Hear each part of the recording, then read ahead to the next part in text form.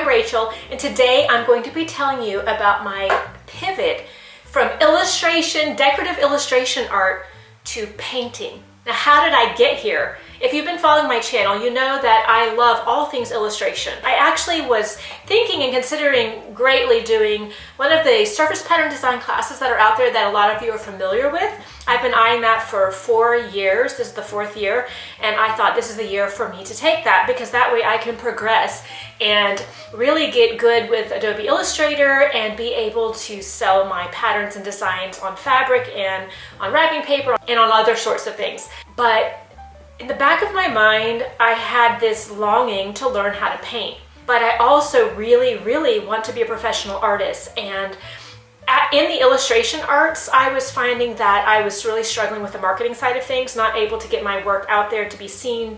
And although I absolutely love the decorative arts, in the back of my mind, I kept thinking, why not give it a go? Why not try out painting and see whether I like it? You see, last year, at the beginning of the year, I had spent about 5 months working on creating some wood frames from some frames that I bought at a thrift store, and I was cutting them down, and my desire was to create a gallery wall full of small paintings in frames that were gilded by me.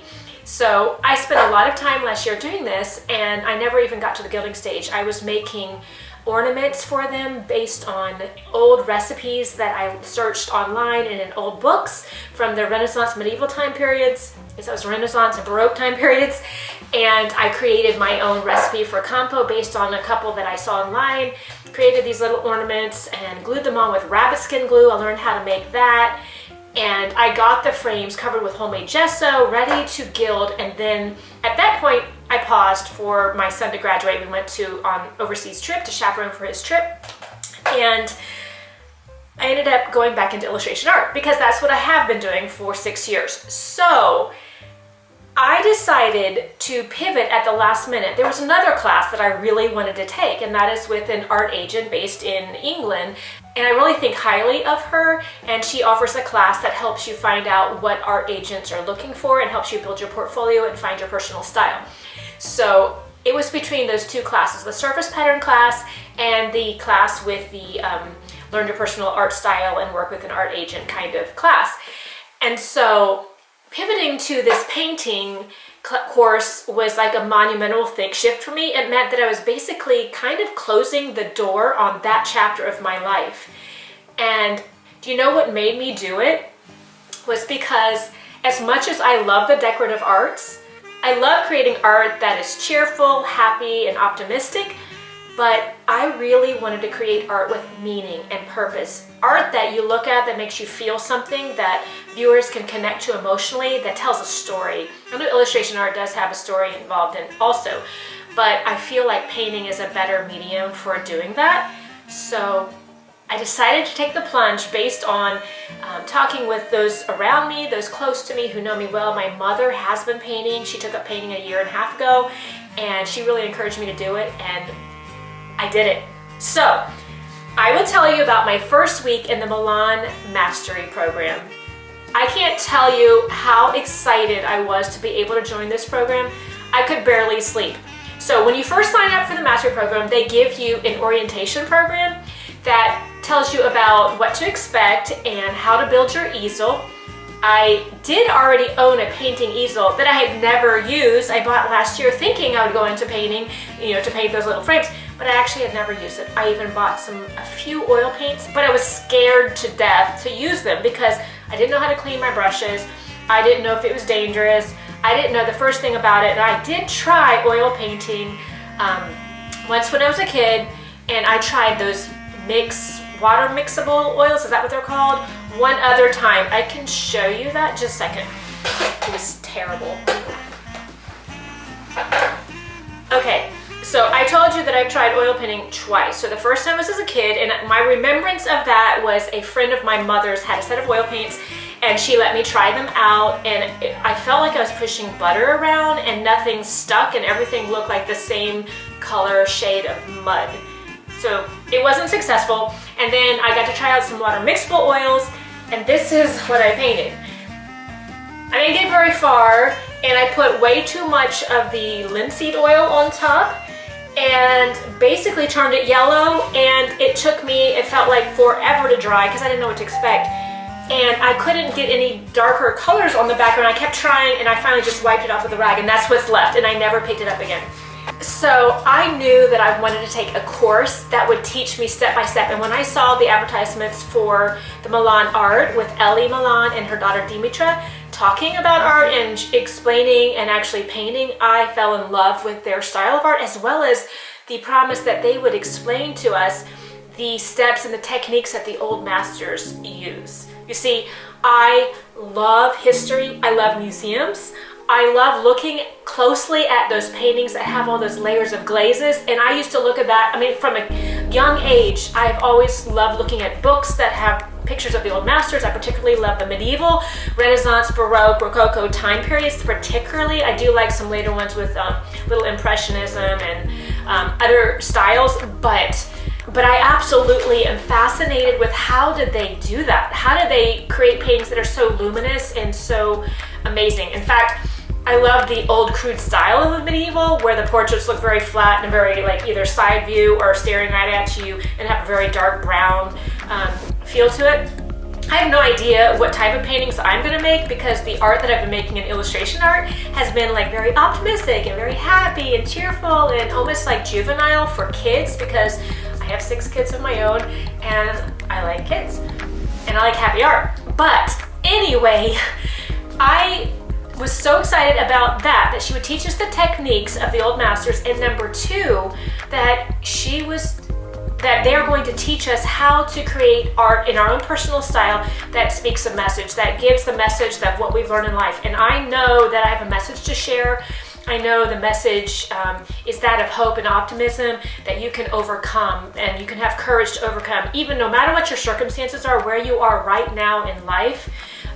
Even if nothing were to ever change, there can be a change inside of you that helps you overcome and take each day at a time and step out and find the beauty that's around you, and that will brighten and encourage your soul, and that therefore we can encourage other people with the hope that we have ourselves been given.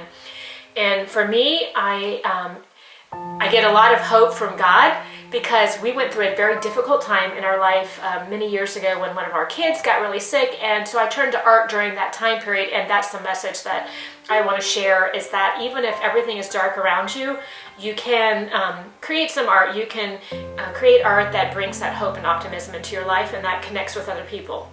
So those are the reasons why I signed up for the Milan Art Mastery Program. Now let's cut to the chase. I know I talk a lot, and I want to tell you what the experience was for week 1. Let's change the camera view so I can show you the art that I created. Here you can see the 3 projects that we worked on in week 1. So we first did the contour drawing and we began our oil painting. This is done in 3 stages. And then we came and did another contour drawing and then came back to finish the falcon picture or the bird picture. So the way we did this contour drawing of the brush was we held it in one hand and we kind of did the eyeball method, holding it out and then looking to see with a pencil like the size. That's how I've always drawn growing up, and frankly, it can be a little intimidating trying to draw something difficult like the human body, the hand, the eyes, whatever. And so I was going into this going, oh my goodness, this is going to look so cartoonish, but it turned out pretty okay. And then when we got to this drawing, they taught us how to use this proportional divider, which I think goes by the name scale tool.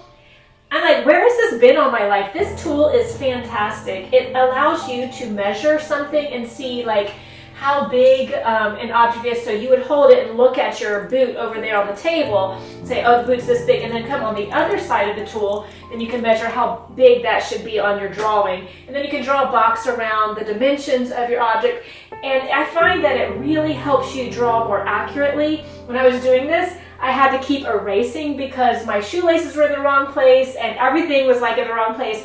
But this tool really helps you get a much more accurate drawing. And now I want to tell you about the oil painting, which was my very favorite part of the entire week.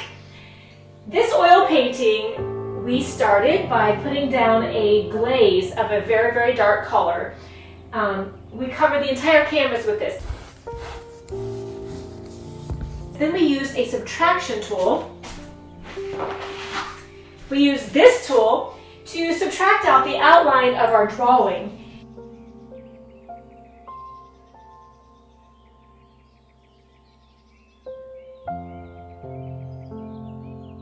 But you know what? We didn't have to worry about making too many mistakes because you can always take a paintbrush and paint over anything that you've scratched out. It's kind of like that scratch art that we used to do in kindergarten. And then the second layer that we painted, whenever everything was entirely dry, is we added a glaze color.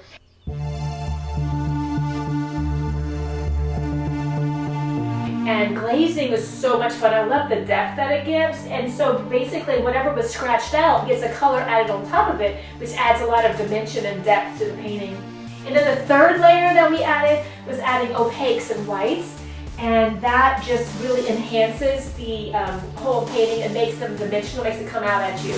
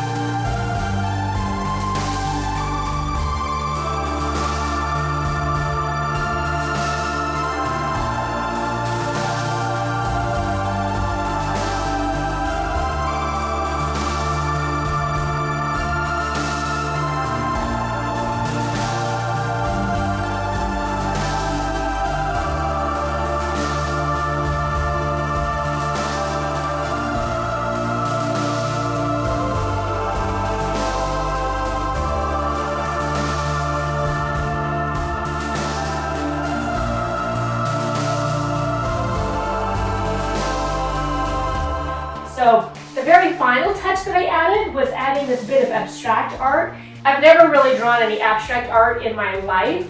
I said if I wasn't going to do it on this one, I would never try it out. So I went ahead and added these little flourishes. And there's a story behind why I added these flourishes. You see, this falcon appeared in our backyard about a year ago. We had maybe it was a couple years ago when we had a really bad snowstorm. And I was standing at the kitchen sink window looking out at the beautiful snow when a falcon swooped down and plucked up a beautiful red cardinal out of the snow. The cardinal was eating some seed that we had thrown out there for the birds. We were worried that they were starving because the snow had been on the ground for a while. And this falcon symbolizes being ever watchful for me. He had been watching that bird and he swooped down swiftly and he grabbed up that cardinal. And it was really sad to watch, but it's a reminder to me that I need to be vigilant over my soul, over anything that would take me down or discourage me. And so I hope that it also encourages you to be ever watchful. Look on the lookout. There's things out there that aren't really healthy, aren't very helpful for your life. And this bird is a symbol of being watchful. So I thoroughly enjoyed doing this painting. This is my first official oil painting ever, and I am in love with oil painting. It is so much fun. So thank you for watching. If you enjoyed this video, please hit subscribe so that you can see more videos like this. I will be filming some art that I've created for week 2, and I'll see if I can get that up sometime so you can watch to see what week 2 is all about. And now I think it's time for you to go make some art today and celebrate the life that you've been gifted.